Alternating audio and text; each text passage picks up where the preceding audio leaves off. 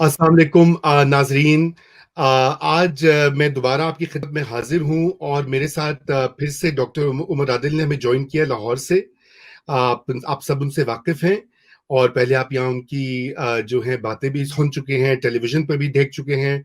Doctor Umar Adil को आज मैंने ख़ास जो है ज़हमत दी है, हालाँकि बड़े मसरूफ़ थे और मजालिस में भी जा रहे हैं आज, लेकिन मैंने इनसे कहा कि हमारे यहाँ जो बरे-सग़ीर में पाकिस्तान और हिंदुस्तान में मुहर्रम उल हराम और ख़ुसूसन आशूरा की जो जिस तरह से उसको ऑब्ज़र्व किया जाता है और जैसे उसको अक़ीदत और एहतराम का इज़हार किया जाता है, मैंने कहा कि आज उस मौज़ू के ऊपर उनसे बात की जाए क्योंकि डॉक्टर साहब हमारे हैं तो डॉक्टर, आप सबके इल्म में माशाअल्लाह बड़े काबिल और सक्सेसफुल डॉक्टर हैं, लेकिन ये हमारे कल्चरल हिस्टोरियन और कमेंटेटर भी हैं। इनका बहुत ही गहरा लगाव है तारीख से, सकाफ़त से, मौसीकी से और मैंने कहा कि आज हम इस पे बात करें कि ये आखिर जो आशूरा है इसकी माने क्या हैं? हमारी तहज़ीब में ये किस तरह से जुड़ गया, गुंद गया? ना सिर्फ़ पाकिस्तान बल्कि हिंदुस्तान में भी जहाँ मुसलमान बसते हैं, अवध में, लखनऊ में, बिहार में, जगह-जगह वहाँ पर कैसे जो है मुहर्रम जो है वो इतना जो है अहम भी हो गया और गैर मुसलमानों के लिए भी, जो मुसलमान तो ऑब्जर्व करते ही हैं, लेकिन जो गैर मुस्लिम लोग हैं वो भी करते हैं।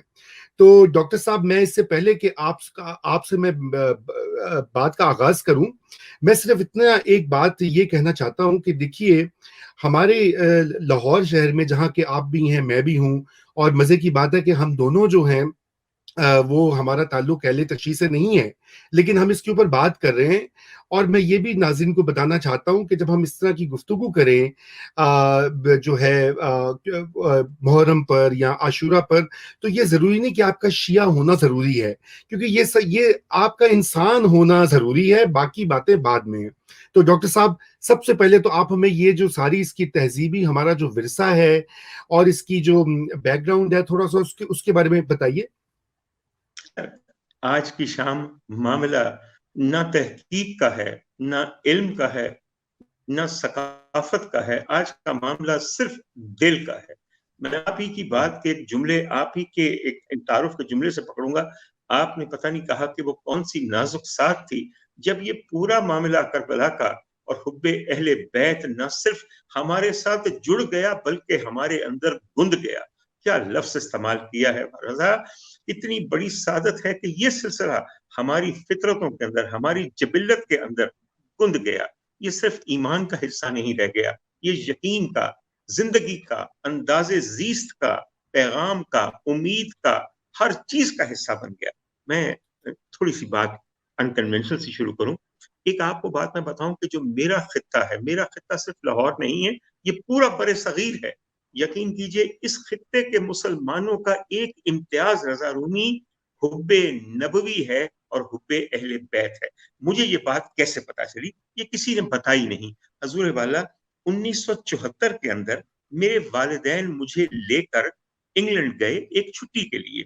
तब जो फ्लाइट रुकती थी वो दरमियान में इस्तांबुल में रुकती थी and then you took the flight Dubai वगैरह। 1974 में बहुत ज्यादा मार्जे वजूद में नहीं आए थे रजा। वहां पे एक दिन रुकना था। उस एक दिन के जो हमने ट्रांजिट लेना था, मैं वहां पे अपने वालिदैन के साथ तोपकापी म्यूजियम गया। I knew nothing of the तोपकापी museum. बाहर तौर वालिदैन को मुनासिब लगा कि मुझे वहां लेके जाए and believe me, I was not even school student at that time.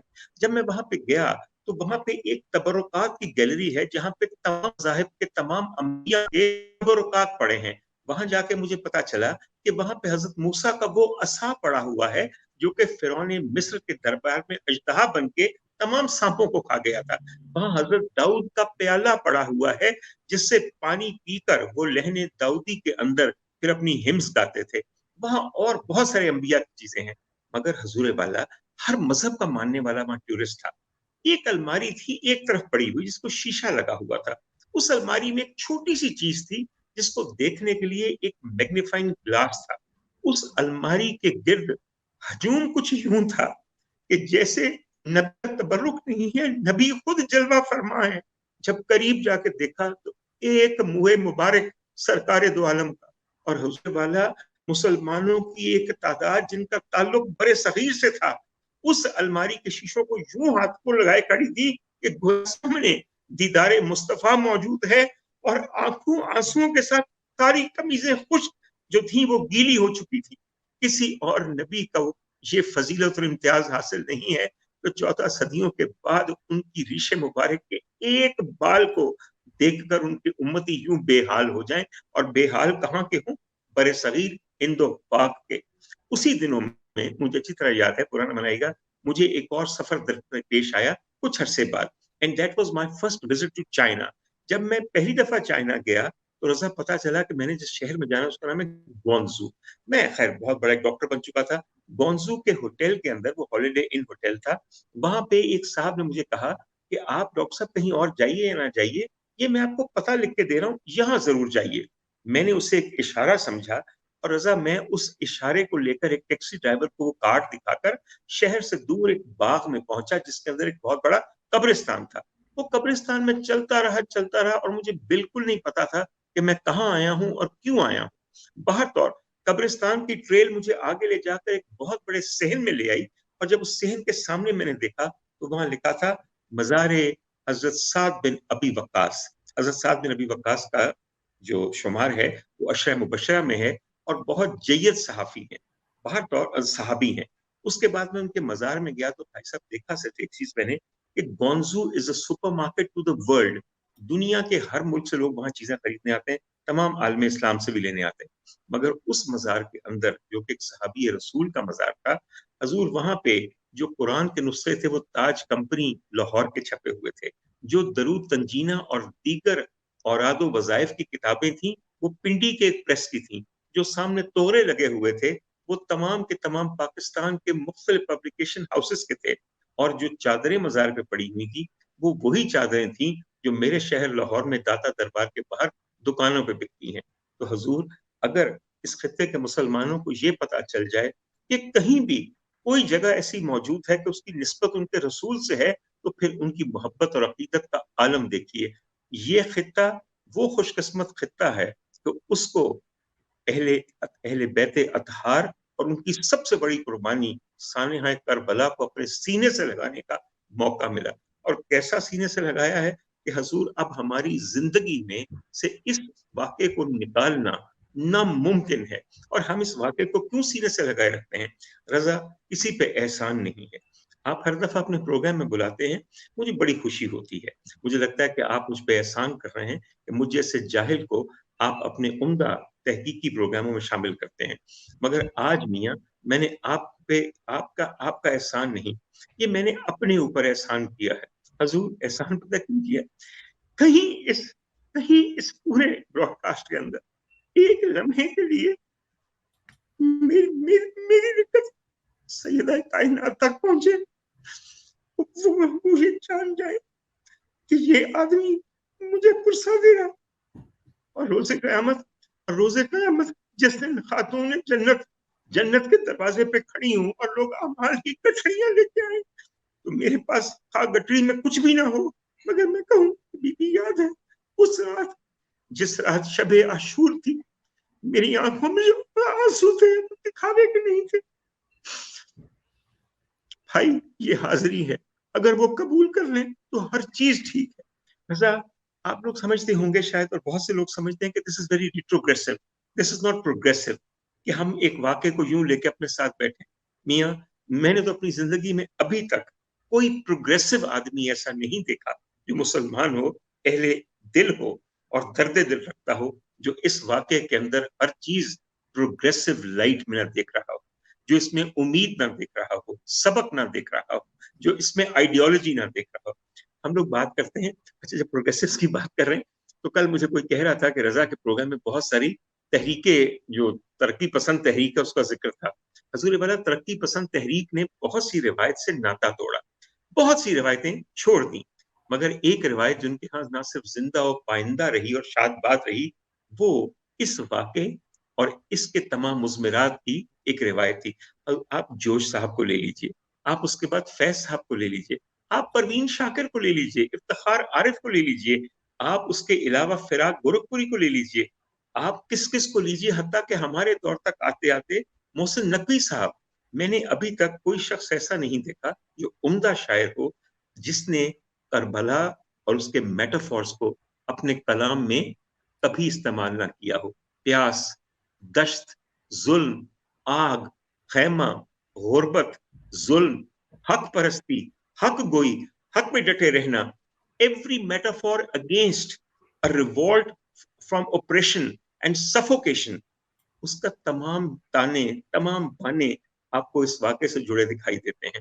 کل مجھے بڑی خوشی تھی اور میں شامل نہ ہو سکا, مگر میں نے بہت شوق سے سنا کہ طاہرہ نقوی صاحبہ نے جو بہت ہی عمدہ ترجمہ کیا ہے عصمت چغتائی کا. عصمت ساری زندگی بہت پروگریسو رہی. حضور والا, میں جبلت کی بات کر رہا ہوں, میں فطرت کی بات کر رہا ہوں. جب تک انہوں نے ایک قطرہ خون کا ترجمہ نہیں کر لیا, میرے خیال میں وہ بھی اپنی ضمانت لیے بغیر اگلے جہانوں کو نہیں روانہ ہوں. بھائی عصمت جیسی سمجھدار خاتون یہ جانتی نہیں تھی کہ میں نے جب تک سیدہ اور ان کے شہزادوں کا حق نہ ادا کیا, میں نے جو کچھ کیا وہ خام ہی جائے گا. سو آئی تھنک میں سمجھتا ہوں کہ طاہرہ نقوی نے کمال کیا ہے کہ عصمت کی اس ایک آخری خواہش اور ایک آخری کاوش کو یوں دنیا کے سامنے لا کر نہ صرف عصمت کے لیے بلکہ اس واقعے کی عظمت اور اس واقعے کی بقا پہ ایک اور مہر ثبت کی ہے. بالکل. سو میرے پیغام ان تک ضرور پہنچائیے گا, میری محبت بھرا سلام بھی ان کو ضرور دیجیے گا. بالکل اچھا, اب بالکل. تھوڑا سا معاف کیجیے, آپ کی ساری بات بیچ میں رہ گئی میری جذبات کے اندر. حضور والا, آپ نے کہا کہ بر صغیر میں یہ سب کیسے, اس کی تاریخ. ہم لوگ ایک بے انتہا زیادہ جذباتی لوگ ہیں. بر صغیر کے لوگوں کو ضبط اور احتیاط نہیں آتا. حضور والا, ہم تو بادل آ جائے تو سرشار ہو کر ناچنا شروع کر دیتے ہیں, راگ داری شروع کر دیتے ہیں, گیت شروع کر دیتے ہیں, کئی صنعتیں موسیقی کی اور کئی صنعتیں کھانے پکانے کی. The culinary arts change with every changing season. وہ شروع کر دیتے ہیں. ہمارا لباس, ہمارے رنگ, ہمارے انداز, ہمارا مزاج, سب کچھ بدل جاتا ہے. حضور والا, اتنی جذباتی قوم کے اندر جب ایک امپورٹڈ فیتھ آیا, ہمارے ہاں اسلام, ہماری خوش بختی ہے کہ جو حجاز سے آیا, مگر ایک اتنا رچ کلچر پہلے موجود تھا اس بر صغیر میں. ہر موسم کے گیت, ہر موقع کے گیت, ہر جذبے کے گیت, ہر دکھ کے گیت, ہر سکھ کے گیت, اور ان گیتوں کے ساتھ ساتھ کئی چیزیں اور جڑی ہوئی. تو حضور والا, جتنا زیادہ اس واقعے نے امپورٹڈ فیتھ کو انڈیجنائز کرنے میں ہماری مدد کی ہے, میں سمجھتا ہوں شاید کسی اور واقعے نے نہیں کی. میری ایک بات پر ذرا غور کیجیے گا. حضور والا, ہم داستان سرا لوگ تھے, ہم داستان گو لوگ تھے. ہم نے کتنی داستانیں لکھی, ہم نے طلسم ہوش ربا مسخر کر لیے داستانیں سناتے اور سنتے ہوئے. کوئی داستان, کوئی واقعہ, کوئی سانحہ کربلا سے بھی بڑا ہوگا, اور ہمارے مزاج کے عین مطابق حضور وہ تمام واقعات, وہ تمام مکالمے, وہ تمام فرمودات جو ان ہستیوں نے شستہ اور انتہائی عمدہ عربی میں کہے ہوں گے, کوئی بر صغیر کی ایسی زبان ہے, کوئی لہجہ ایسا ہے کہ جس میں ان کو اڈیپٹ نہ کیا گیا ہو. رضا, اردو کا ایک بہت بڑا ذخیرہ عربی مکالموں کے ترجمے پہ ہے کہ جو کہ واقعہ کربلا کے دوران مختلف ہستیوں کے خوبصورت مبارک منہ سے نکلے اور ہم تک کیسے پہنچے. اور پھر حضور والا, اس زبان نے, اور زبان بہت بڑی پہچان ہوتی ہے, اس زبان نے جیسی کوشش اس واقعے کو سنوارنے اور اس کو بیان کرنے کی ہے, میں سمجھتا ہوں کہ اس طرح ہمارے سینوں کے, ہمارے دلوں کے, ہماری زبانوں کے, ہماری گفتگو قریبی ہو گئے. تو یہ اس خطے کی خصوصیت تھی. یہ واقعہ اس خطے کے ساتھ بند گیا, جیسا کہ رضا رومی نے کہا, اور میاں اب تو ایسا گزرا ہے کہ کوئی اس کو جدا کر ہی نہیں سکتا, اور اللہ نہ کرے کہ کبھی کوئی جدا کر سکے. مگر ایک بات میں آپ کو تاریخی طور پہ بتاؤں, جو بات کہنی بڑی ضروری ہے, اور یہ بھی اللہ کی مصلحت ہے. بی بی شہر بانو کے وطن سے حضرت علی اوسط, جنہیں آپ ان کے لقب سے جانتے ہیں کہ یعنی امام زین العابدین کہتے ہیں کہ عبادت گزاروں کی زینت, اور ان کو حضرت امام سجاد بھی کہتے ہیں کہ ایسا طویل سجدہ کہ کوئی کیا کرے گا. سر, ایران کا جو تعلق ہے, ان کی ننہال ایران تھی, اور جتنے بھی حسینی سادات ہیں ان کا سلسلہ بیمار کربلا امام زین العابدین سے چلتا ہے. تو ظاہر ہے کہ ان کی ننہال نے کیسا اس کو سنوارا ہے. وہ جو پرشین اور فارسی انفلوئنس ہے وہی پھر برے صغیر میں ٹریول کیا، اور جو کچھ ایران میں مدح سرائی اس واقعے کی ہو رہی تھی اور حضرت امام زین العابدین کے ساتھ ان کے تعلق کو مضبوط کیا جا رہا تھا، میاں وہ تو ننھال تھی، ارے ہم تو ان کے خدام ہیں، ان کے در کے کتے، ان کے در کے مانگنے والے، ہم تک تو جو بات پہنچے گی ہم اسی نسبت سے اس کو بڑھاتے چلے جائیں گے کہ اسی میں ہماری بقا ہے اور اسی میں ہماری نجات ہے۔ رضا اگر آپ برا نہ منائیں، میں نے آج خاص طور پہ ایک چھوٹا سا بند نکالا ہے۔ میں بالکل دیکھیے برا نہیں بنا رہا، آپ پلیز ارشاد۔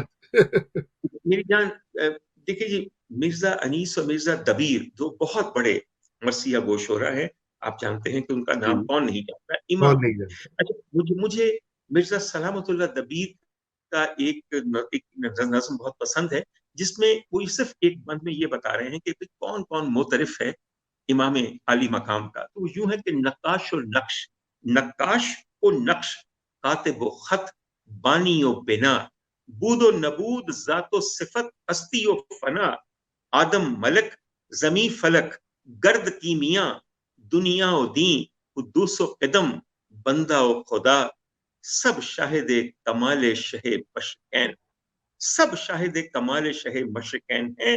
جب تک خدا کا ملک ہے مالک حسین ہے، جب تک واہ، خدا کا ملک ہے مالک حسین ہے۔ حضور والا، میں آپ کو ایک سچ بات بتاؤں، آپ عربی کھنگال لیجئے، آپ دیگر زبانیں کھنگال لیجئے، آپ فارسی کھنگال لیجئے، ایسی شدت کا، ایسی جذبات نگاری کا، ایسی عقیدت کا، ایسے عشق، ایسے جنون کا اگر ایک بھی مجھے نمونہ نکال کے دکھا دیں تو میں آپ کو مان جاؤں۔ میں کہنا یہ چاہ رہا ہوں کہ جو اردو زبان ڈیولپ ہوئی ہے اس خطے کے اندر، اس زبان کو معتبر کرنے کے لیے خدا تعالیٰ نے اس میں دو صنعتیں کمال کی پیدا کی ہیں، ایک صنعت نعت گوئی اور ایک صنعت مرثیہ اور سوزخانی۔ کیا میں نے غلط کہا رضا؟ آپ نے ارے بالکل بجا جب کہا، بجا کہا، بالکل حضور بالکل۔ والا آپ لیکچر کرواتے رہتے ہیں بڑی بڑی لٹری کانفرنسز میں، جس میں ظاہر ہے مجھے سے جاہلوں کو تو آنے کی اجازت ہی نہیں ہے، مگر کبھی ہونا چاہیے کہ عرفان اردو بذریعہ صنعت نعت گوئی و مرثیہ نگاری، حضور ایسی حسین نعتیں، ایسی حسین چیزیں، ایسی سوز خانی کبھی کسی اور زبان کے اندر موجود ہی نہیں۔ اور میں یہ بات بڑی کلیئرلی کر رہا ہوں، خاص طور پہ عربی میں تو موجود ہی نہیں، نہیں اور ہے، آپ کو شاید بالکل بری نہیں ہے۔ لگے گی۔ تو ڈاکٹر صاحب، یہ آپ نے بڑا اچھا ایک جو ہے تاریخی پس منظر جو ہے، اور آپ نے تو پورا ایک کینوس کے اوپر جو ہے ایک بہت بڑے کینوس پہ بہت بڑی اور گمبھیر تاریخ کو سمو دیا۔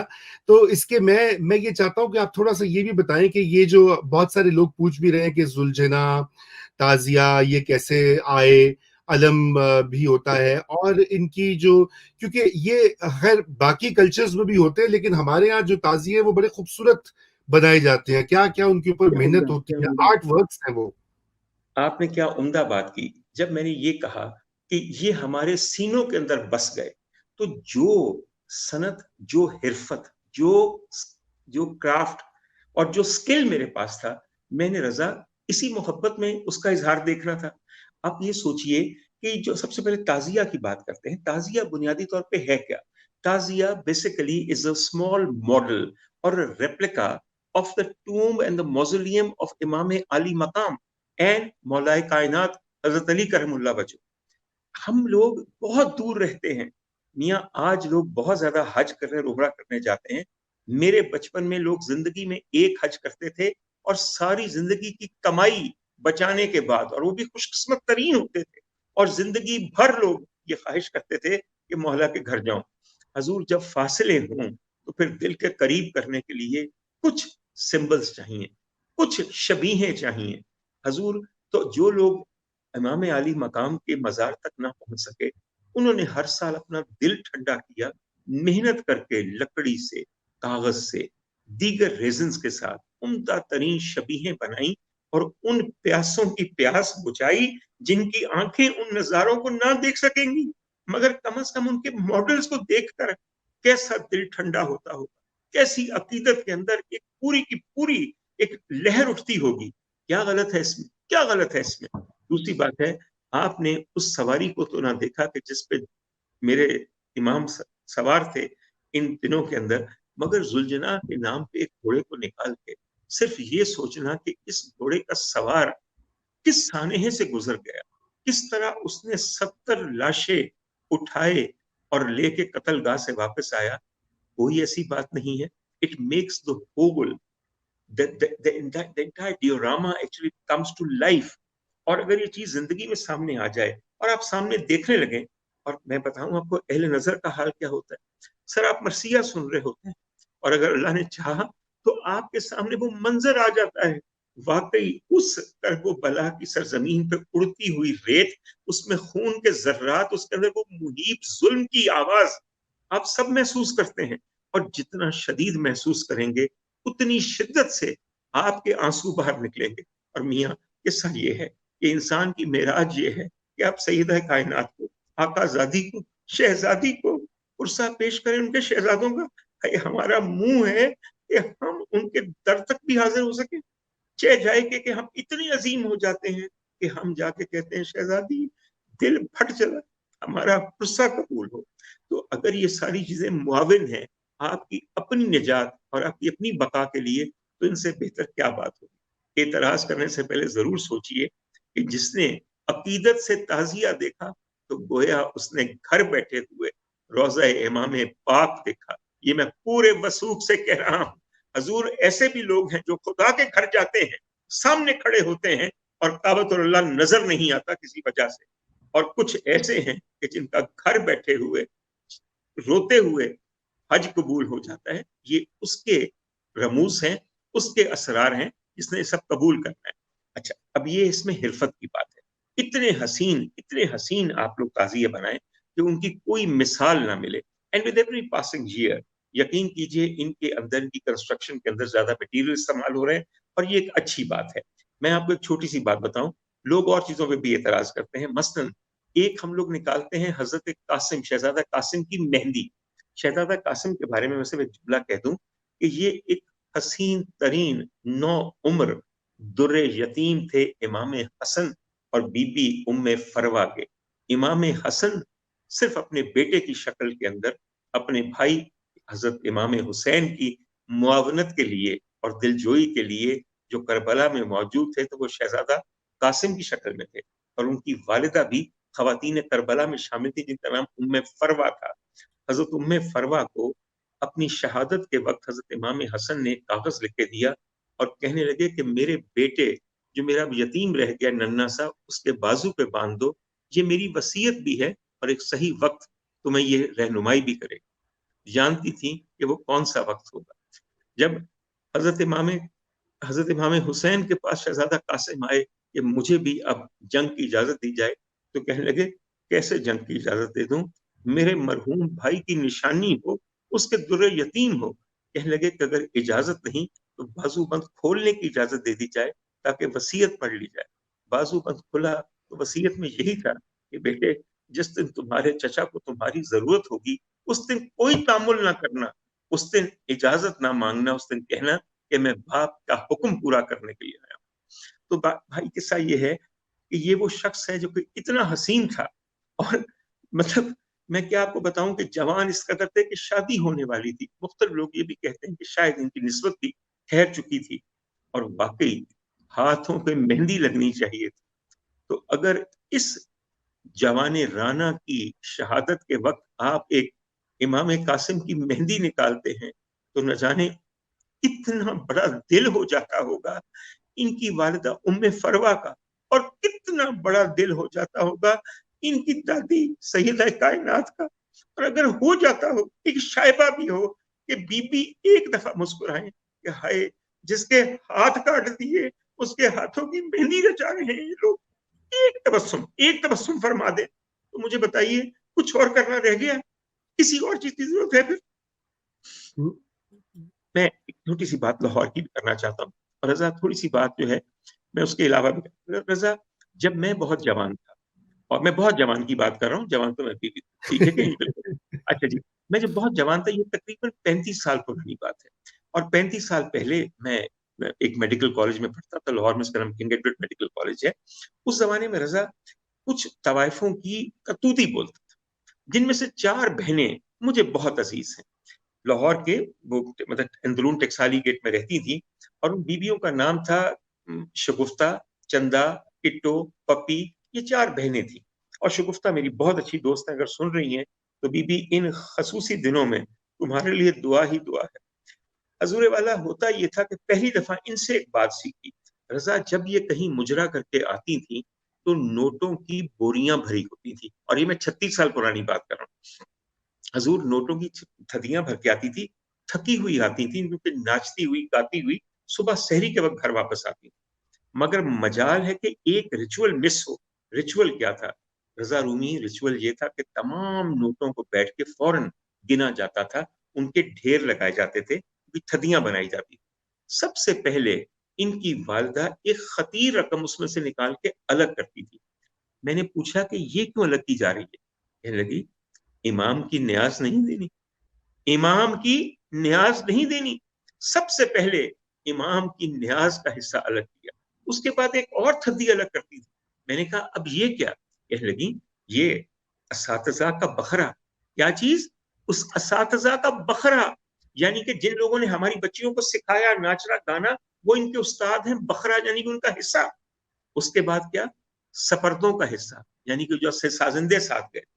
حضور جب یہ 3 حصے نکل گئے، اس کے بعد جو کمائی ہے ہاں اس پہ ہمارا حق ہے. اور وہ بھی حق کیسے ہے کہ نائکا اس کو اپنی تجوری میں رکھیں گے. میں نے اپنی زندگی میں کسی بھی کمائی کو ایسا صاف ہوتے، ایسا اجلا ہوتے نہیں دیکھا. رضا کبھی ہم نے اپنی کمائی میں سے سب سے پہلے یہ کیا کہ یہ ہم امام کی نیاز کا حصہ نکالیں، یہ ہم اساتذہ کا بکھرا نکالیں، یہ ہم اپنے کولیگز کا حصہ نکالیں. میں تو قربان اسی دن ہو گیا، مجھے یہ پتا چلا کہ ہاں میاں کمائی کیسی بھی کیوں نہ ہو، اس کو پاک کرنے کے طریقے کیا ہیں. انہی خاتون کی آپ کو ایک اور بات بتاؤں.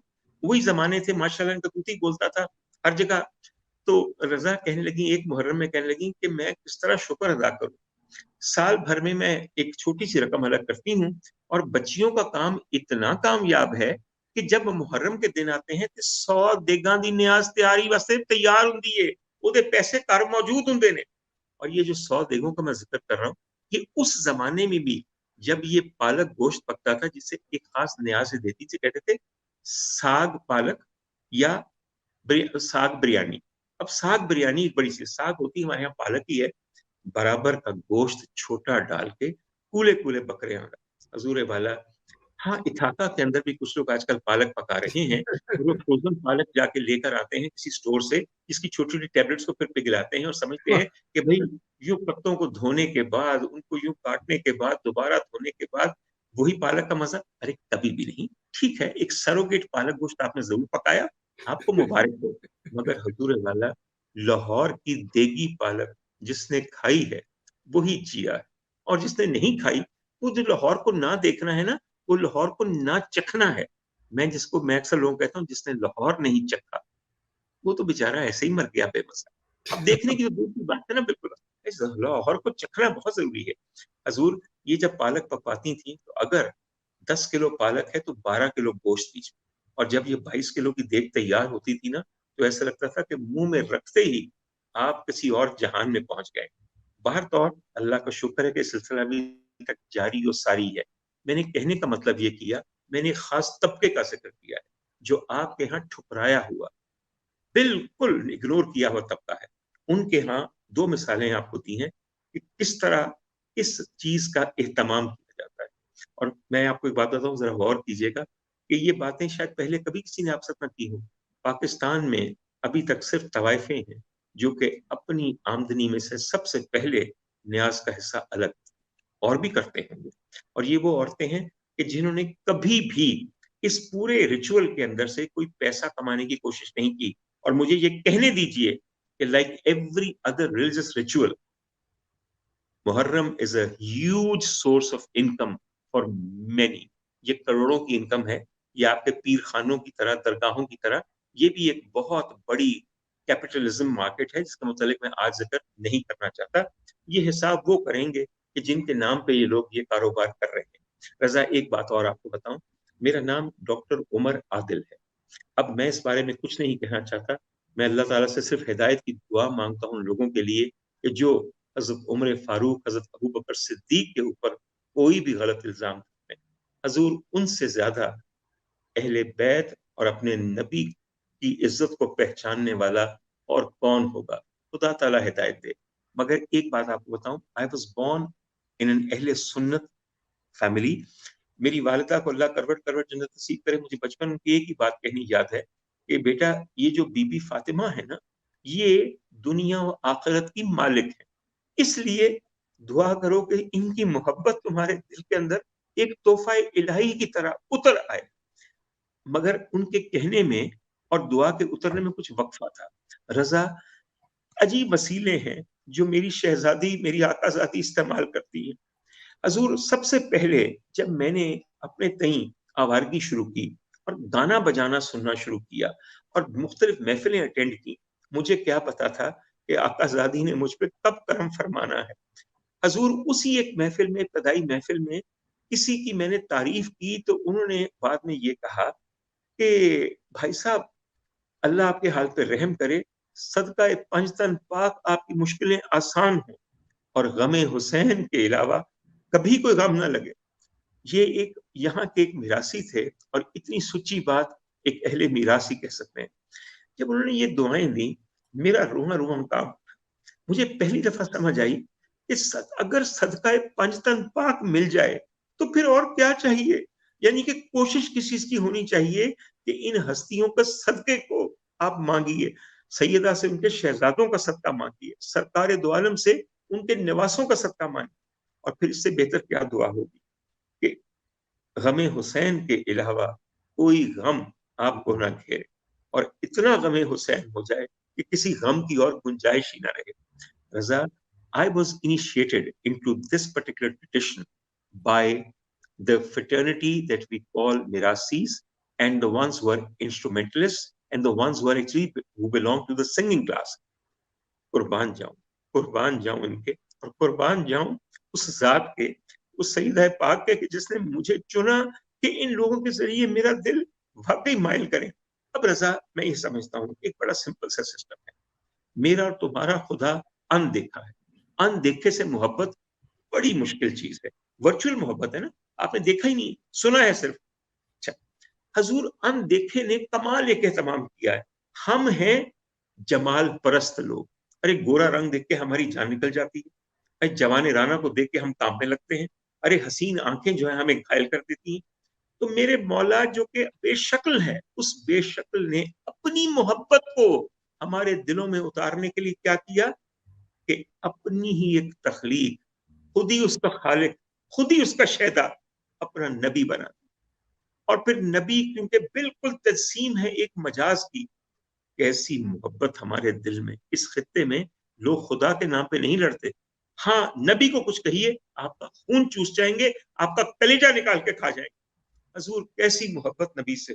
اور پھر نبی مرد ہے. حضور ایک سافٹر فیلنگز چاہیے ہوتی ہیں جس کے لیے عورت کا وجود ناگزیر ہے. جب تک ماں اور مامتا نہ ہو, جب تک ایک خاص قسم کا ربط نہ ہو, اس کے لیے نبی نے کیا اہتمام کیا. نبی نے صاف بتا دیا کہ میری محبوبہ, میں محبوب کبریا ہوں, اور محبوب نبی کون ہے؟ میری بیٹی, میری صاحبزادی. حضور محبوبہ ان کی واقعتاً جتنی بھی ہماری مائیں ہیں وہ یقیناً بے انتہا اعلیٰ مقام پہ ہیں, مگر میرے نبی کی محبوبہ ان کی صاحبزادی ہیں. حضور جس کو آپ یہ کہیں کہ اے بیٹی تجھ پہ میرے ماں باپ قربان, جس کے آنے پہ بار بار اٹھ جائیں, جس کی پیشانی چومیں اور جس کے گردن کو سونگیں اور کہیں کہ جنت کی خوشبو آ رہی ہے, حضور محبوبہ وہ ہے. تو سر اللہ نے آسان کیا کہ ہمارے دل میں حب نبوی ڈال دیا, اور نبی نے آسان کیا کہ یہ نشاندہی کرتی کہ وہ جو تم ایک گداز مامتا کی اور ایک خاتون کی ضرورت کو محسوس کرتے ہو, وہ میں نے تمہیں اپنی محبوبہ کی شکل میں دے دی. رضا آج جہاں بھی کہیں ذکر ہوتا ہے نا, جب بی بی کا ذکر ہوتا ہے تو مامتا حاوی ہو جاتی ہے. یہ بی بی کے شہزادوں کے پرسے ہیں, یہ بی بی کے خانوادے کا سانحہ, یہ بی بی کے خانوادے کا صدقہ ہے جو ہم سارا کچھ کر رہے ہیں. تو حضور یہ ذرا غور کیجئے کہ کتنی آسانی کی ہے. خدا نے اپنا محبوب اور محبوب نے اپنی محبوبہ, کیا سلسلہ. اور اگر یہ سلسلہ اسی طرح سینوں میں بند جائے भाई कुर्बान जाऊं तुम्हारे गुंदने पे, गुंद जाए तो फिर और क्या करेंगे आप। अच्छा भी गुंदना एक ऐसी बात है कि इनएक्सट्रिकेबल है। When you need something into something, need it, then it is इनएक्सट्रिकेबल। तुम्हारा जुमला, तुम्हारा लफ्ज, तुम्हारा चुना हुआ नहीं है रजा, ये आज किसी ने तुम्हें तौफीक दी है कि तुम्हारे जी, मुंह से मिला। शुक्रिया। अल्लाह। शुक्रिया डॉक्टर साहब, मैंने इसलिए इस्तेमाल किया गुन्ना, देखिए क्योंकि मैं खुद आपको पता है कि मैं भी अहले सुन्नत घराने में पैदा हुआ बड़ा हुआ, लेकिन मुझे ये याद है कि न्याज जो थी वो एक मुस्तकिल फीचर होता था। टीवी जो है वो नहीं चलता था हमारे यहाँ, खुसूसन 9वीं और 10वीं को हमें कहा जाता था कि आपने ये, हम बच्चे थे, हम कहते थे क्यों नहीं हम देख सकते टीवी, रेडियो क्यों नहीं लगा सकते। उस जमाने में टेप टेप वो होती थी, कैसेट होती थी। तो लेकिन वो चीजें गुंद जाती हैं आपके डे टू डे लाइफ और कल्चर में। और मैं बड़ा अफसोस करता हूँ और मुझे बड़ी इस चीज की दुख होता है कि अभी बहुत सारे यंग लोग जो हैं, क्योंकि हम पिछले 20-30 साल में इतनी ज्यादा वो बड़ी है, खलीज बड़ी है, और सेक्टेरियनिज्म बढ़ा है कि बहुत सारे बच्चे इन इन तमाम जो रिचुअल्स हैं या इन तमाम जो हम आम तौर पे किया जो घरों का हमारा हिस्सा था, वो उससे महरूम है। और ये एक वजह ये भी है कि मैं आपसे ये सारी बातें करवा रहा हूँ, मैं ये चाह रहा हूँ ये जाके रिकॉर्ड पे रहेगा और नौजवान लोग भी देखेंगे, ताकि उनको भी मालूम हो कि हमारी जो सकाफत और हमारी मजहबी अकीदत जो आपस में मिली हुई है, और वो क्या थी और क्यों है, वो उसकी सारी मानवियत क्या है। तो ये एक दो सवाल जो है, ये डॉक्टर फरहत शेरी ने भी हमें ज्वाइन किया हुआ है। फौजिया अफजल खान आपको सलाम दे रही हैं, वो कह रही हैं कि आपसे मिली थी वो लाहौर में, अपनी किताब के और डॉक्यूमेंट्री के रिसर्च करी थी। और फरहत शेरी भी कह रही हैं, वो कह रही हैं कि हम उनके घर में भी न्याज पकती थी और ये तमाम घरों का ये होता था। लेकिन मैं न्याज जो है, मैं इसके ऊपर थोड़ा सा और बताइए, जो आपने, क्योंकि एक हलीम भी होती है और जो, और ये बताइए, और मजालिस का भी लोग पूछ रहे हैं कि जी बिल्कुल मजालिस सर। की कैसे आई हैं सारी।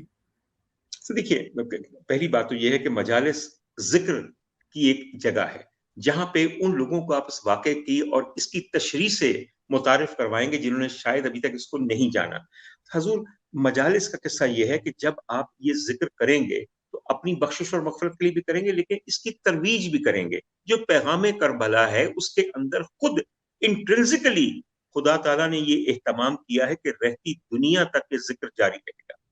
बीबी हजरत जैनब सलामुल्लाह अलैहा का दरबार यजीद में साफ कहना है कि तुमने लोगों को शहीद कर दिया, तुम्हारा ख्याल है कि तुम कभी हमारा जिक्र मिटा सकोगे? हमारा जिक्र बढ़ता चला जाएगा, बढ़ता चला जाएगा, बढ़ता चला जाएगा। तो ये मजालिस हमारा एहतमाम नहीं है, ये एहतमाम खुदाबंदी है कि वो अपने नबी और उसकी आल के जिक्र को फैलाएगा, बढ़ाएगा। वक्त गुजरने के साथ साथ रजा बड़ी बड़ी नई चीजें आ गई हैं। आज आप जरा अपनी पूरा सोशल मीडिया देखिए, 95% of the social media is not talking about anything other than Karbala for the last 10 days now. आप देखिए जरा, हम और आप बैठ के आज इस प्लेटफॉर्म पे किस चीज का जिक्र कर रहे हैं, जहां वैसे और मुख्तलिफ चीजों का और हमारे मुल्की हालात का जिक्र होता है। We are compelled bye an unseen force which does not allow us to say or talk about anything else other than this particular hugely important event in world history। मैं आपको एक अर्ज करूं कि मजालिस शुरू में ऐसी उम्दा नहीं थी। मियाँ, जैसी मजालिस ने तरक्की की है पिछले चंद डेकेड्स के अंदर, रजा अपने बचपन में याद कीजिए, टीवी पे चंद एक मजालिस होती थी, हम सुनते थे बड़ी मुश्किल से। मियाँ, अब ऐसे ऐसे पढ़े लिखे लोग ऐसी ऐसी नुक्ता आफरीनी करते हैं, और ये जो डिबेट है, ये जो फ्रिक्शन है इस वक्त, ये भी एक पॉजिटिव अमल है। जब तक आपके दरमियान डिबेट ना हो, आप किसी कंक्लूजन पे नहीं पहुंचते। अपनी आइडियोलॉजी को चेंज करने के लिए you have to listen to the other view point. हमारे यहाँ अब व्यू पॉइंट क्लैश कर रहे हैं, बहुत ज्यादा इग्रेशन भी है कई जगह। मगर मियाँ, जब तक ये नहीं होगा, nobody would learn of one's own mistakes on both sides of the debating party। मेरे ख्याल में ये एक बड़ी पॉजिटिव चीज है, और ये भी एक कदम बढ़ रहा है। लोग मजालिस के बारे में पूछते हैं, हजूर वाला, हर चीज को मनाने का एक तरीका है। बड़े सगीर में जो हमारे यहाँ महाफिल का और नशिस्त का तरीका था, बिल्कुल वही हुआ। सबसे पहले मजालिस में ये हुआ कि मजालिस के अंदर बैठ के खुतबा दिया गया एक खास टॉपिक पे, ताकि लोगों को इतने बड़े वाक़े के किसी एक پوائنٹ یا ایک ایشو کے بارے میں مطلع کیا جائے. جب جذبات ایک خاص لیول پہ پہنچے پھر سوز خانی شروع ہوئی. جب سوز خانی شروع ہوئی تو پھر دل کی ارک ریزی شروع ہوئی, اور دل کی ارک ریزی شروع ہوئی تو پھر ہاتھ لامحالہ اٹھ کے آپ کے سینوں پہ جا پڑے. یقین کیجئے کسی کو کہنا نہیں پڑتا کہ جو ماتم اور یہ بین ہے, ہاتھ رہ ہی نہیں سکتا کہ سینہ نہ ٹوٹ لے اسلام کے اندر. اس کے بعد حضور والا آپ سوچیں ذرا کہ جب کیتھارسس ہو گیا تو پھر نیاز, یعنی کہ ایک ایسا کھانا جس سے برکت اور قوت دوبارہ بحال ہو جائے. رضا ذرا سوچئے, پہلے علمی خطبے کے بعد رقت انگیزی کو مزید بڑھانے کے لیے سوز خانی ایک حد پہ پہنچ جائے تو سینہ کوبی کے بعد جب سینہ ٹھنڈا ہو جائے تو پھر لذت طعام.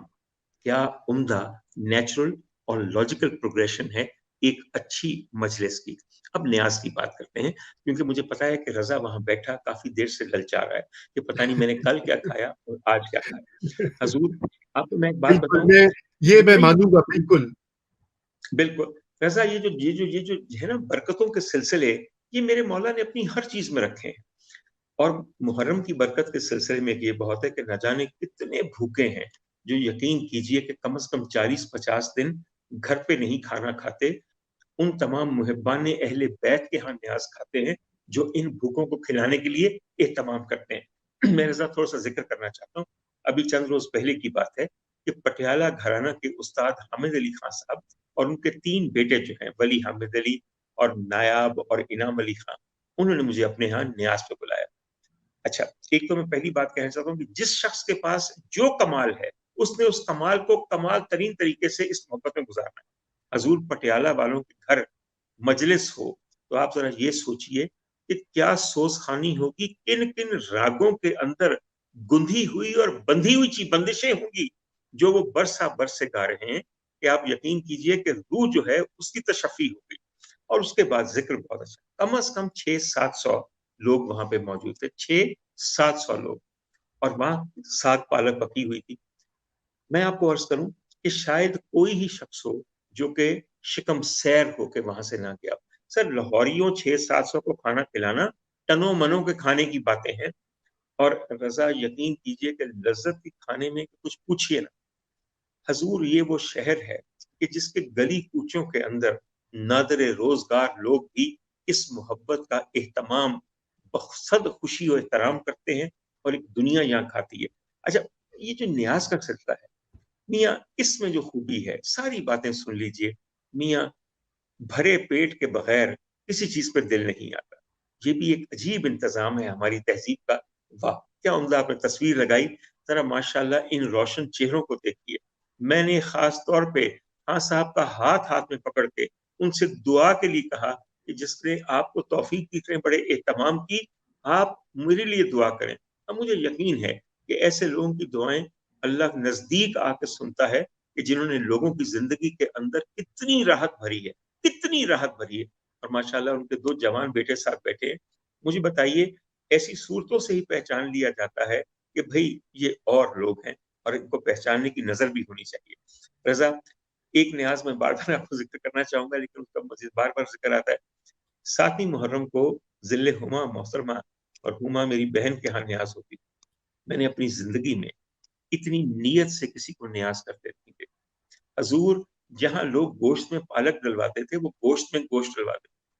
کہنے کی بات ہے سر, جنہوں نے بڑی خاص نیاز دینی ہو نا تو نائی آ کے ان سے پوچھتا تھا, شفیع اور صدیق وغیرہ, بی بی جی گوشت کی پوانا جی, کیسا ہے جی کرو گوشت ہی پا دیو, کوئی کسر نہ رہ جائے, میرے بلوں کوئی کسر نہ رہ جائے. رضا بات پتہ کیا ہے, قصور کے وہ غریب لوگ جو کوٹ مراد خان سے اٹھ کے آتے تھے, میں نے ان کو ہمیشہ ہما جی کے ہاں 2-3 موقعوں پہ دیکھا. ایک جب وہ اپنی والدہ کی 23 ستمبر والی اپنی سالگرہ وغیرہ مناتی تھی, یا پھر 27ویں رمضان کی برسی مناتی تھی, اور یا پھر جب وہ 7ویں محرم کی نیاز دیتی تھی. کس دل سے, کس خوبی سے. اور میاں آئیے آپ کو خوبی بتاؤں کیا ہے. ہم جیسے لوگ شام کو جا کے بیٹھ جاتے تھے, 2-2 3-3 دفعہ کھانا لگنا, کیونکہ بار بار گرم ہونا کھانے.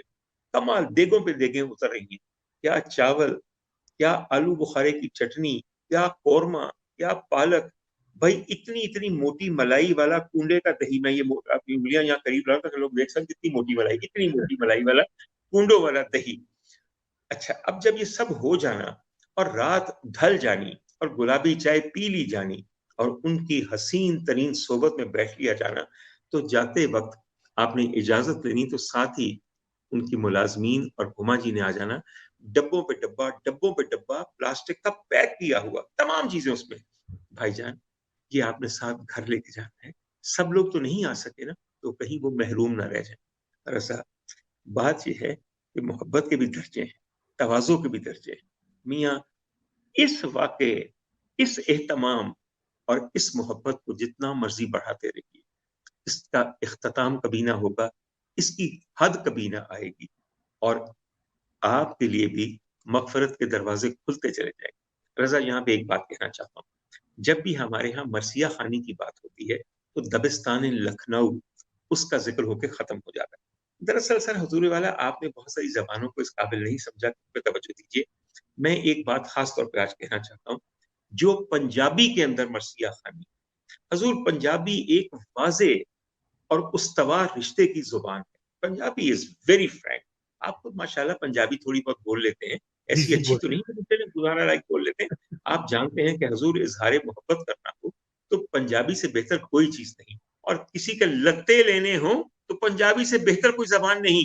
ऐसी ऐसी जगह पंजाबी में ली जा सकती है जो आपको पता ही नहीं था कि एग्जिस्ट करती हैं। मगर मियाँ, जब अकीदत का बयान हो, जब रिक्कत अंगेजी का बयान हो, तो पंजाबी से ज्यादा इफेक्टिव कोई चीज नहीं, क्योंकि इसके अंदर मैंने रजा एक एक मेरे जिस इलाके में मैं पैदा हुआ था वो लायलपुर था, और मैं वहां बचपन में एक चीज सुनता था जो कि एक ऐसे ऐसे वक्त का जिक्र है, थोड़ा सा गौर कीजिए। आज तो शब आशूर है, कल शाम गरीबा है, जबकि सब शहीद हो चुके, और उसके बाद बीबी जैनब की जबान से वो एक मरसिया है कि वो अपने वालिद को पुकार रही हैं कि मेरे भाई खो चुके हैं, अब मुझे यहाँ से उठा के जबरदस्ती शाम ले जाया जा रहा है। मैं उसके सिर्फ दो शेर और पंजाबी होने की हैसियत से आपको सुना रहा हूँ। देखिए कि ऐसी अकीदत इस जगह मौजूद है, या ऐसी बेचारगी का बयां। टुर चलनिया शाम नु बाबा, टुर चलनिया शाम नु बाबा, मैं वीर को हाके, मैं शाम को जा रही हूँ बाबा अपने भाई को कत्ल करवा के। टुर चलनिया शाम नु बाबा, मैं वीर को हाके, मैं मर के भी नहीं भुलना गई वीर नु ना दफना के, मैं मर के भी नहीं भुलना गई वीर नु ना दफना के, नहीं लाश ते रोवन देंदे पे जालिम मैनू, नहीं लाश ते रोवन देंदे पे जालिम मैनू, ਇਹੋ ਜੀ ਕਰਦਾ ਏ ਐ ਮੇਰਾ ਤੀ ਆਖੇ ਤੈਨੂੰ, ਰਜ ਰੋਵਾਂ ਜਾਂਦੀ ਵਾਰੀ, ਰਜ ਰੋਵਾਂ ਜਾਂਦੀ ਵਾਰੀ ਮੈਂ तेरे गल विच बावां पाके, हाय मैं वीर कहा, हाय मैं वीर कुहा के। जुल्बाला, ये जो है ना कुहा के, अपनी जबान के अंदर हमने इस इश्क को अपना कर लिया, और अपना करते करते इस इश्क के हम हो गए। हजूर बाला, इश्क वही जो खुद को आप अपना कर ले और खुद आप उसके हो जाए। दुनिया में इस इश्क के अलावा कहीं से ये टू वे ट्रैफिक नहीं हो। सही, बिल्कुल सही। आपने बहुत ही और ये बहुत खूबसूरत बयान है पंजाबी का। मुझे और भी बहुत सारे ज़हन में आ रहे हैं वो भूले-बिसरे लाइन्स, लेकिन मैं को कमेंट्स और सवाल हैं कुछ, मैं वो चाहता जी हूँ। जरूर। एक तो हमारे डॉक्टर अली तौकीर शेख है, वो गामे शाह का उन्होंने पूछा कि भई गामे शाह और दाता साहब का क्या लिंक है आपस में? और फिर उन्होंने दूसरा ये कहा कि उन्होंने कहा कि सूफिया जो थे हैं हमारे, वो भी अहले बैत से मुतासिर हैं, और कि अदर वे अराउंड, मैं सवाल भूल गया हूँ। हाँ, उनका कि were the Sufis carriers of love and affection for अहले बैत और the other way around? Absolutely, absolutely, absolutely sir, वो तो मोहब्बत है ही, उनका पैगाम मोहब्बत का, और जो मोहब्बत की मेराज है वो ये मोहब्बत है। तो सूफी हो सर, मेरी यार सुनिए सर, मुसलमान कह दीजिए, अब तो यकीन कीजिए बल्कि पूरे इंसान कह दीजिए, ये बात साबित हो चुकी है कि इस मोहब्बत से इंसान मुतासिर होता है, इस वाक़े से इंसान मुतासिर होता है। ये इंसान के लिए एक ज़ाब्ता है कि तुमने किस तरह हक का साथ देना है, और जालिम का साथ देने वाला तबाह हो जाता है। इसलिए सर अब ये सेग्रीगेशन खत्म हो चुकी है। मैं सिर्फ छोटी सी आपको एक बात करूं, आपको बात سر ابھی جتنا کچھ بیان کیا گیا ہے رضا، بیان میں کمی رہ گئی. بیان میں کمی اس لیے رہ گئی ہے کہ جس شدت کا یہ ظلم ہے اس شدت کی تاب ہماری زبان اور بیان نہیں لا سکتا.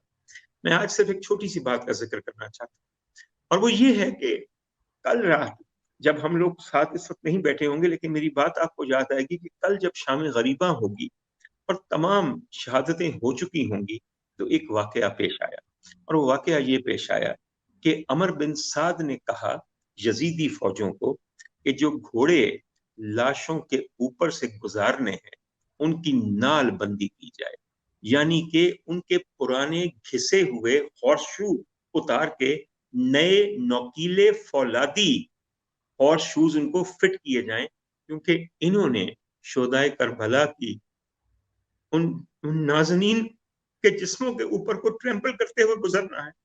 یہ ظلم کا واقعہ میں بالکل سچ بتا رہا ہوں. عمر بن سعد نے حکم دیا کہ تمام گھوڑوں کی نال بندی نوکیلے فولادی موٹے نالوں سے کی جائے تاکہ ان کی ٹریمپلنگ موسٹ افیکٹو ہو. اور پھر طریقہ کار کیا وضع کیا گیا؟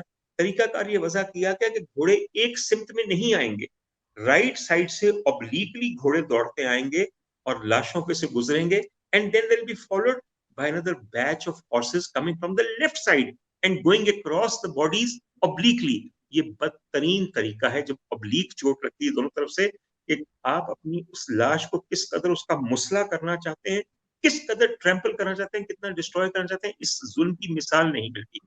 جب اس نے یہ واضح کیا تو اس کی اپنی یزیدی فوج میں سے سب سے پہلے ایک جماعت کھڑی ہوئی. انہوں نے کہا بھائی دیکھو میری بات سنو، ابن مظاہر ہمارے قبیلے سے تھے، ہم نے تمہارے کہنے پہ ان کو مار دیا، لیکن جو اب تم ظلم کرنے کے لیے کہہ رہے ہو we would not allow that. ہمیں ان کی لاشا اٹھانے دیا جائے اور دفن کرنے دیا جائے. تو عمر بن سعد نے کہا ہاں ہاں ٹھیک ہے. ان کا مزاج دیکھے کہ ٹھیک ہے بھائی، آپ اپنے قبیلے کے آدمی کا لاشا اٹھا کے لے جائیں so that he is not subjected to the trampling under the horse's hoofs. اچھا، اس کے بعد ایک اور جماعت کھڑی ہوگی، اور وہ اس کے بعد جو حضرت ہر کے ساتھی تھے، اور پہلے تو یزید کی فوج میں تھے نا، تو ان کے ساتھی بھی کچھ وہاں موجود تھے. تو انہوں نے کہا بھائی ہر جو ہیں ان کے ساتھ مل گئے، آپ نے ان کے ساتھ امام کے ساتھ ملنے کی سزا ان کو شہادت کی شکل میں دے دی، اب ان کی لاش کو کیوں تباہ کرنا ہے؟ اور اس طرح بہت سی لاشیں اٹھا لی گئیں and they were spared this particular worst form of damage which was trampling by the horse hoof. حضور والا اس پورے واقعے کے دوران لاشیں اٹھتی گئیں، ان کے چاہنے والے ان کو بچاتے گئے اور عزت سے دفن کرتے گئے.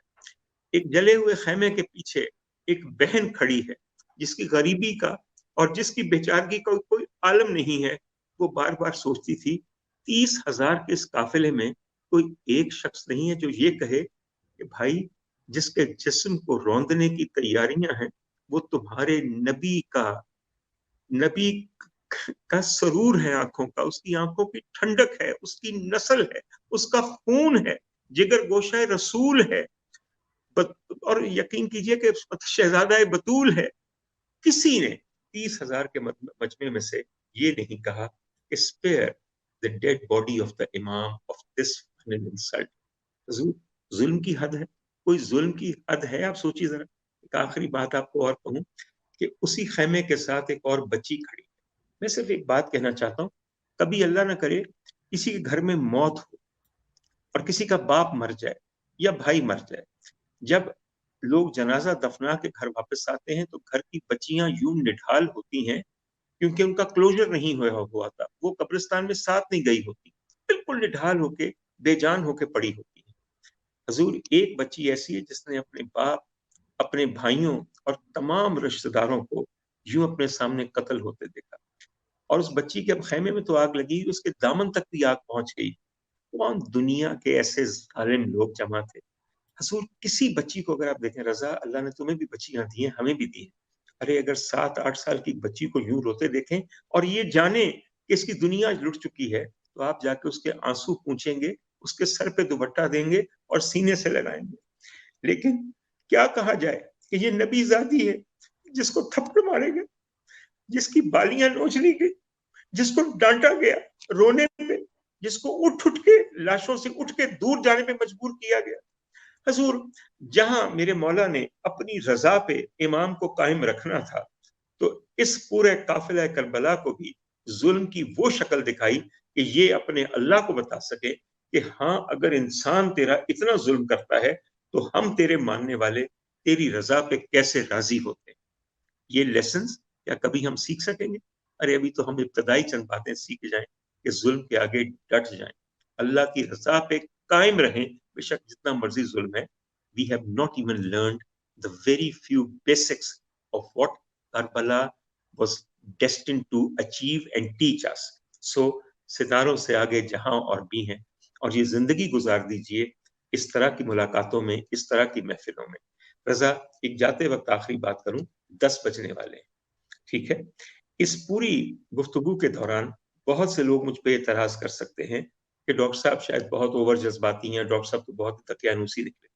ہاں, اعزاز ہے میرے, کہیے کہ مجھے عقل نہیں ہے اس محبت میں, کہیے کہ میں بے حال ہوں, کہیے کہ مجھے ضبط نہیں ہے اس محبت.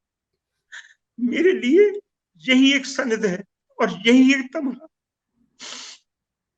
بہت جی مہربانی. ڈاکٹر صاحب, نہیں بالکل, میرے خیال سے بہت سے لوگ آپ کو آپ کی عقیدت کو پہچانتے ہیں, اور میں بھی چونکہ آپ کو اب اتنے سالوں سے جانتا ہوں, مجھے پتا ہے کہ آپ کے لیے, اور اسی لیے میں نے آج آپ کو تکلیف دی کہ مجھے پتا تھا کہ آپ نے جانا ہوگا آگے مجلسوں وغیرہ میں, لیکن مجھے پتا تھا کہ جس انداز سے آپ آج گفتگو کریں گے, ایک تو دل سے کریں گے, ایک اپنا جو آپ کا جانکاری ہے مختلف اس محرم کے بارے میں, تو یہی وجہ ہے کہ آج ہماری آڈینس بھی بہت آپ کی باتوں سے متاثر ہو رہی ہے. ہمارے پاس بس آخری چند منٹ ہے, تو میں بس تھوڑا سا چاہوں گا کہ لاہور کے حوالے سے اگر تھوڑا سا گام شاہ کا بتا دیجئے, اور جو آپ وہاں پہ بھی آپ نے دیکھے ہوں گے جلوس بھی, اور اس کے تھوڑا سا وہ بھی بتا دیجئے, اس کے بعد ہم یہ اس کو کنکلوڈ کر لیتے ہیں. لاہور میں دیکھیں, لاہور میں جب شروع میں, لیکن پہلے نا ملتان میں بہت مجالس شروع ہوئی, بہت سال پہلے کی. لاہور میں جہاں یہ مجالس شروع ہوئی وہ بنیادی طور پہ موچی گیٹ کے اندر ایک تو نثار حویلی ہے, اور ایک پھر کربلا گام شاہ, جو کہ آپ جانتے ہیں کہ داتا دربار کے بہت قریب. یہ دو وہ پرانی جگہ ہیں جہاں سے شبیہ ذوالجناح کا جلوس برآمد ہوتا تھا, یا 21 رمضان کو مولا کائنات حضرت علی کرم اللہ وجہ کا جلوس برآمد ہوتا تھا. تو یہ ایک ٹریڈیشنل جگہ ہیں جہاں پہ بہت سے شیعہ حضرات اور بہت سے عمدہ شیعہ خاندان اور بہت سے سنی خاندان ان جلوسوں میں شامل ہوتے تھے. اب تقریباً اس بات کو 200-250 سال ہو گئے کہ کربلا گام شاہ, یعنی کہ امام بارگاہ جس کا نام کربلا گام شاہ تھا, اور نثار حویلی, نثار حویلی کے ساتھ زیادہ تعلق تھا قزل باش خاندان کا, قزل باشوں کا, اور یہاں سے پھر باقی لوگ تھے. تو these are of historical importance, they were the pioneers جہاں سے یہ جلوس برآمد ہونا شروع ہوا.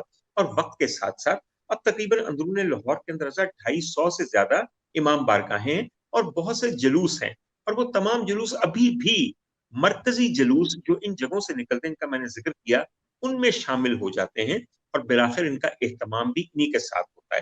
بات یہ ہے کہ جہاں سے بات شروع ہوئی ہوتی ہے, اگر اس روایت کو مضبوط رکھا جائے, جس طرح کربلا گام شاہ ہے وہ بھی اس کی روایت ہے جلوس نکالنے کی, اور نثار حویلی کی بھی, تو یہاں سے آج تک یہ جلوس نکلتا ہے. اور جو تصویر آپ دکھا رہے ہیں نثار حویلی کی ہے, اور آپ دیکھیں کہ کیسا جگمگ جگمگ راستہ ہے, اور کیسی دنیا وہاں پہ موجود ہے, اور کیسی عمدگی کے ساتھ یہ سارا چل رہا ہے. اللہ کا شکر ہے کہ ابھی تک ہمارا محرم بڑا پیسفلی گزر رہا ہے, اور خدا کرے کہ 40ویں تک اور اس کے بعد تک بھی ہمارا ہر سال اور پورے سال اسی محبت, بھائی چارے اور امن کے ساتھ گزرے. باقی لوگوں کے جو سوال ہیں وہ بڑے عمدہ ہیں, ان میں بڑی تحقیقی بات ہو سکتی ہے, مگر وہ بات تھوڑی سی آج الگ ہو جائے گی اس سے. یقیناً ہم کسی وقت ایک حویلی کو لیں گے, حویلی نثار حویلی کی تاریخ کے بارے میں ضرور بتانا چاہتا ہوں, تبرکات کیا ہیں, وہ کیا چیزیں ہیں, مگر بات وہی ہے میاں کہ وہاں سے شروع ہوا. مقصد ان جگہوں کا نہیں ہے, مقصد اس جلوس کے پیغام کا ہے. مقصد ایک بالکل علیحدہ ہے کہ اصل میں آپ نے اپنی بقا کے لیے, اپنی بہتری کے لیے یہ سب کچھ کرنا. بالکل ڈاکٹر صاحب, میرے خیال سے آپ کو جانا بھی ہے, اس لیے ہم آج کی یہ جو ہماری نشست ہے اس کا اختتام کرتے ہیں. اور میں پھر سے آپ کا بہت شکریہ ادا کرتا ہوں کہ اتنی, میں نے بھی بہت کچھ سیکھا ہے, اگرچہ کہ میں بہت سی باتیں آپ مجھے بتا چکے ہیں پہلے بھی, لیکن بہت, اور جو دیکھ بھی رہے ہیں وہ بھی انہوں نے آپ کی باتوں سے ریلیٹ بھی کیا ہے, اور بہت جو ہے ستائش کے کامنٹس بھی آ رہے ہیں. آپ بعد میں دیکھ لیجیے گا جب کل پرسوں آپ آئے ہوں گے. تو بس میں آخر بھی میں صرف آپ کے دوستوں کو یہ ضرور کہوں گا کہ کل کا دن یقین کیجئے کل کے دن میں ایک عجیب پرسراریت ہے. کل کے دن میں کوئی اپنی مادری زبان میں کوئی سوز خانی لگا کے سنے. رضا آپ نے کیا سننی ہے سوز خانی؟ آپ نے یہ سوز خانی سنی، ٹر چلیاں شام نو بابا ہائے ویر کو ہا کے. میرے کہنے پہ ایک دفعہ سن کے دیکھیے اور ضرور. اپنی مادری زبان میں سنیں. آپ کے اندر اگر شدت اور تاثیر نہ پیدا ہو تو میری گردن اور آپ کا ہاتھ، اور جی اگر آپ کے اندر شدت اور تاثیر پیدا ہو گئی تو پھر میں نہال اور آپ بھی نہال. جی بالکل بالکل، کیا کیا عمدہ بات کی ہے. اور بس میں اسی شعر پہ جو ہے آج کا یہ جی اینڈ کروں گا کہ انسان کو بیدار تو ہو لینے دو، ہر قوم پکارے گی ہمارے ہیں حسین. بے تو شک بے شک. تھینک یو ڈاکٹر صاحب. بڑی اور مہربانی ناظرین کا بھی جو انہوں نے ہمیں جوائن کیا، علی توقیر شیخ صاحب، فرد شیرین، بہت سارے ہمارے دوست اور بہت سے اور لوگ جو مختلف دنیا بھر کے ممالک سے آ کر انہوں نے یہاں پہ جوائن کیا، کامنٹس چھوڑے. تو انشاءاللہ ہم دوبارہ ملیں گے. اور خدا حافظ. اور ڈاکٹر صاحب آپ اپنے آتے رہنا ہے کیونکہ نہیں تو لوگ ہمیں چھوڑیں گے نہیں. اللہ بہتر کرے انشاءاللہ تعالیٰ. بہت مہربانی رضا. خدا اللہ تعالیٰ بہت کرم کرے آپ کے حال. بہت حافظ. بہت مہربانی. بہت شکریہ.